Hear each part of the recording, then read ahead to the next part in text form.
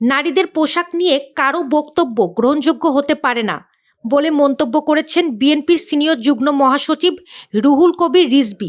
সারা দেশে নারী হেনস্থার ঘটনায় উদ্বেগ প্রকাশ করে বিভিন্ন ঘটনার উগ্রবাদী গোষ্ঠীর মদদ থাকতে পারে বলে আশঙ্কা প্রকাশ করেছেন তিনি বলেন, বিশ্ববিদ্যালয়ে ওখানে কি ড্রেস পরবে একজন রিক্সা থামিয়ে জিজ্ঞেস করছে, এগুলো তো সবই উগ্রবাদিতার লক্ষণ।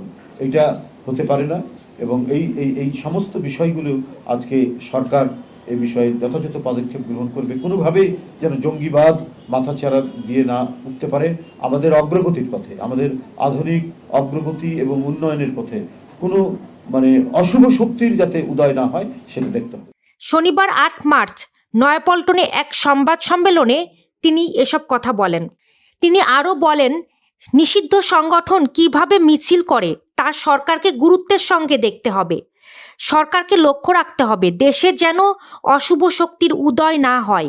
ক্যাম্পাসে মেয়েদের পোশাক নিয়ে উগ্রবাদী গোষ্ঠী কাজ করছে। তিনি আরও বলেন, সামাজিক অবক্ষয়ের মাধ্যমে কেন আজ নারীদের মর্যাদা ও নিরাপত্তা ক্ষুণ্ণ করা হচ্ছে এবং এর পেছনে উদ্দেশ্যপ্রণোদিত ষড়যন্ত্র রয়েছে কিনা সেটি যাচাই করা প্রয়োজন।